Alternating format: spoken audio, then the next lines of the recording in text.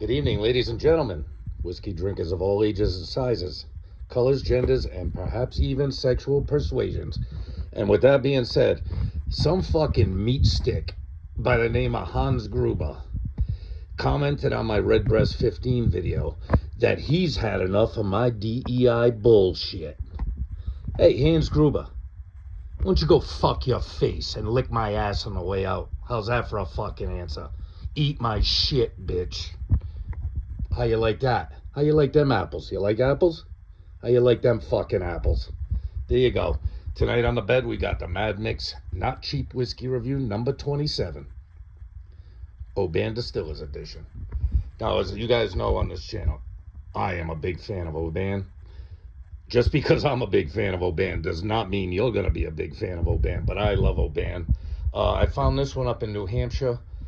This was 99 bucks out the door. New Hampshire has no tax on liquor either. So 99 bucks is not a cheap bottle. But to be truthful, none of the Obans are cheap. Maybe the Oban Little Bay you can find for 50, 55 bucks, something like that.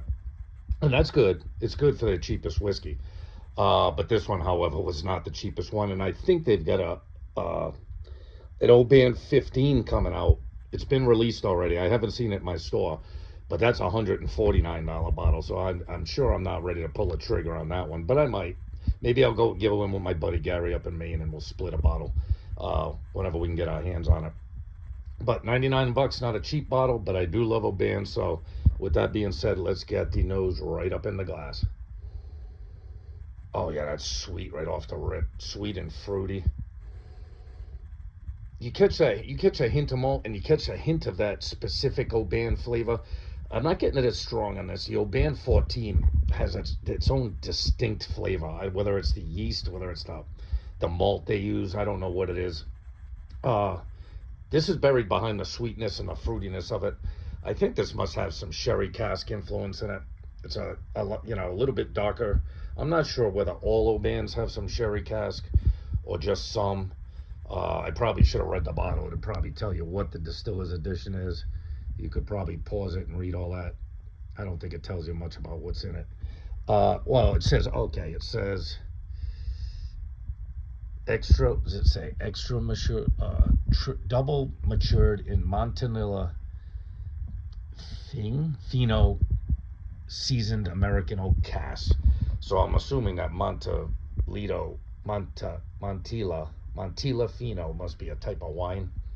I assume. I don't know. I've never heard of it before, but it makes sense to me.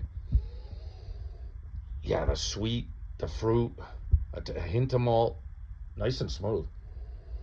Definitely smooth on the nose. All right, let's drink it down.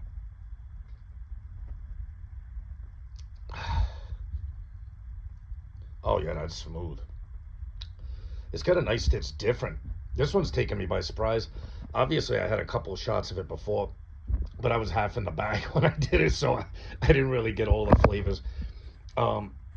Does not taste like Oban 14 at all. They've gone out of their way to kind of alter the flavor with this one, and it doesn't really taste like the Little Bay either. But it's good. It tastes like a finished Oban. But a lot of the Oban character that you get from the Oban 14, which is so wonderful, is kind of pushed to the backside with the cask finishing. But it smells good, and it tastes good. Yeah, it's all fruit, sweetness, and malt on the nose. Nice and smooth. All right, one more sip. We'll wrap it up.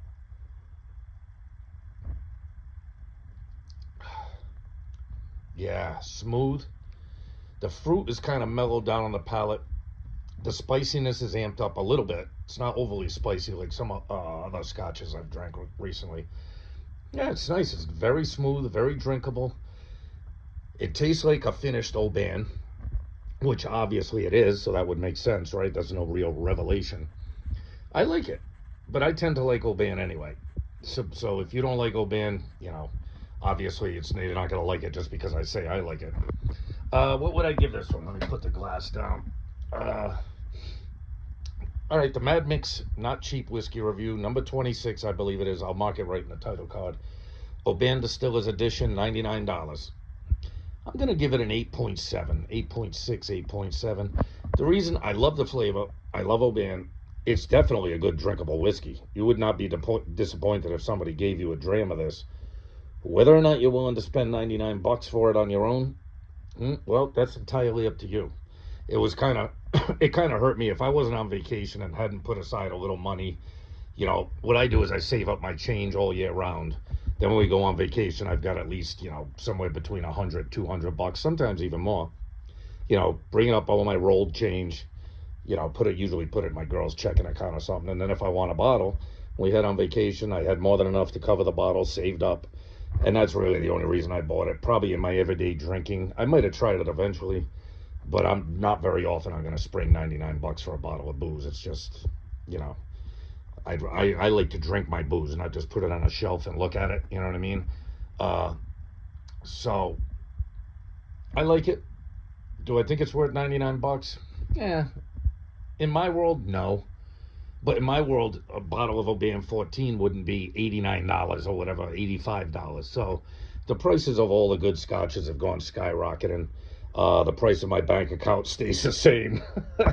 And, springing $99 for a bottle of booze is an awful hard sell for just about everyone, unless you're rolling in the dolo. You know what I'm saying? With that being said, you guys take care of yourself.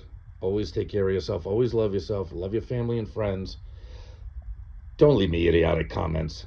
If you don't like my shit, don't watch it. If you do like my shit, watch it. I don't make no money on this channel. I don't have to put up with bullshit from fucking sass mouth motherfuckers. So with that being said, enjoy not cheap whiskey. Later.